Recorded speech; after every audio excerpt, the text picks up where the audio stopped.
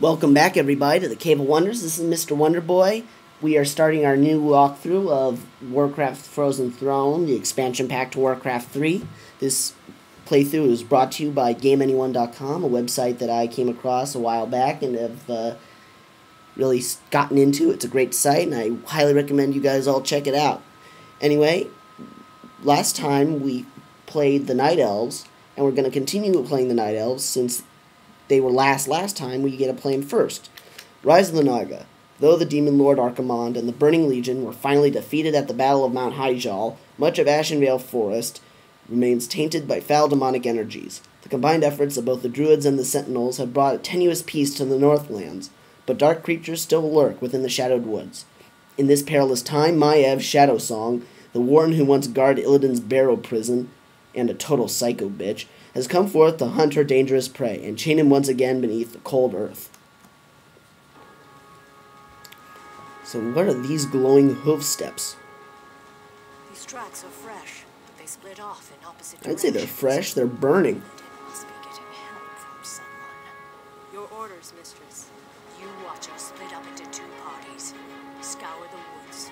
Find what you can. We'll put you further up the coast. Remember, sisters, if you find Illidan, do not attempt to Wait, they get the dryad? Yay, we get a dryad. Aw, we don't get a dryad. Yes, mistress. The rest of you, follow me. Ugh, frick. Alright, anyway, so in they've made a bunch of significant changes in the Frozen Throne. Most significant, in my opinion, is the change in the damage and armor type system. So they used to have just a few types of armor, of damage type. You had piercing, normal, and siege. And that was it. Well, now there's a lot more different types. Now there's magic damage. Now every hero has hero damage. Armor types are different as well. Before there was just light, medium, heavy, fortified, and for heroes, hero type. Well, now, and of course divine, but that's besides the point. And of course chaos damage was the other one. But now they have unarmored type. And they've changed around which units have what type. So, for example, archers, which used to have light armor, now have medium armor. And medium armor now has basically the same properties as what light armor used to have. Namely, extra damage from normal type attacks, but reduced damage from piercing attacks. So, they serve the same role. You know, anti-archer or very weak against melee. So, to start off this level, this is one of those levels where you don't have to control a base or anything, which is nice. Gets us kind of, allows us to play around with the new hero, the warden. No, I think Hannibal Lecter did this. What the hell are you talking about, Maiev? Haven't you been underground for 10,000 years? What demons do you know of?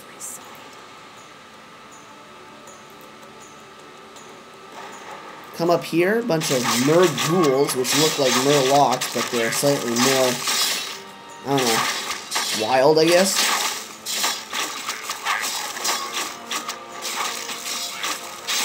So Naisha is a very sweet, super powerful version of a huntress, so we want to keep her alive if possible.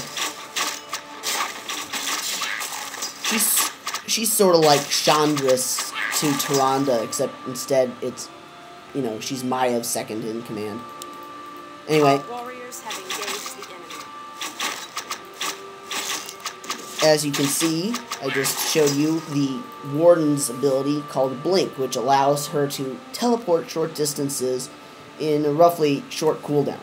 Use this to explore this map because you're going to need all the little items that you can find through the nooks and crannies. So, jump over to these islands and we're going to kind of do some island hopping. Gather up some items up here. Destroy the crates. Now in this is a rune. Runes are a new type of item, although they're not really an item, they're sort of an automatic kind of effect that happens when you touch them. So this is a rune of mana. You basically click on them like you would any item, but rather than add it to your inventory, it automatically activates. And basically, they're sort of like different types. They're sort of like the scrolls, but they're sort of automatic. So a rune of mana will give mana back to everybody around it. There you go. It makes a cool little kind of cel-shaded poof. It always reminds me of the Wind Waker Zelda. Anyway, Tome of Intelligence. That'll be useful. Give her some more mana. Jump to this side. Another Rune of Mana. In case you're running low. Now, come over here. You can see there's still more patch. There's still one more patch of ground. So, jump over here. Get this crate. That's going to trigger a bunch of guys to attack. Use your Fan of Knives. Those guys will die quick. And then kill this guy, who will cast slow on you and be a pain in the butt. But he's not actually that dangerous.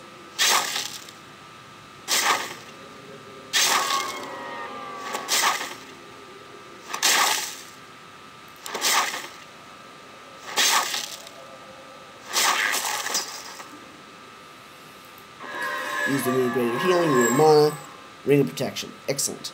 Now you can jump back to mainland doing that. Make sure you kind of explore this little niche, otherwise you won't be able to jump there unless you explore, since you can't jump unless you can see where you're going.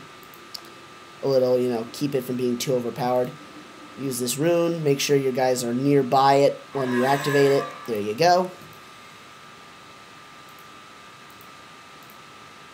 Cutscene.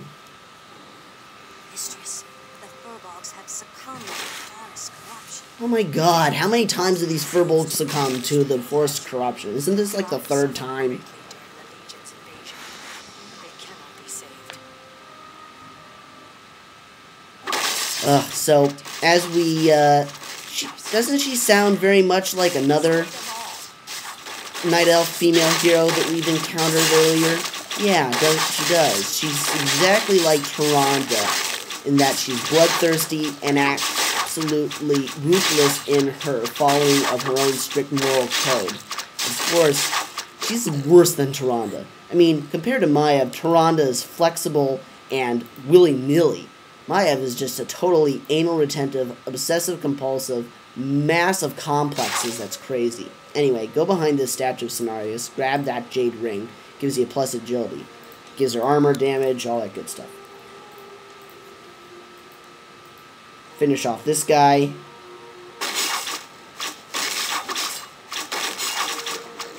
Destroy the houses. Now you don't need the Rune of Mana just yet, so why don't we just leave it for a bit, just to make sure. Alright, well, we're not going to come back here, so you might as well use it.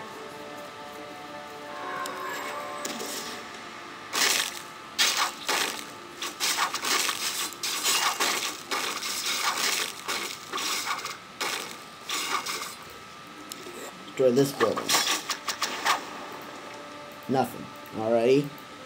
The Legion's corruption still grips the land. Oh, ambush. Well, that's alright. Satyrs are attacking. So, use Fan of Knives to kill these guys. Illidan sent you foul satyrs to slow us down. Uh-oh. Maisha died. Well, don't worry about it, because she will come back in the next level. Of course, she won't come back the rest of this level, which is unfortunate. Anyway, she grew a level. We're going to get level 2 of Fan of Knives. That way, it'll do more damage. That'll be helpful.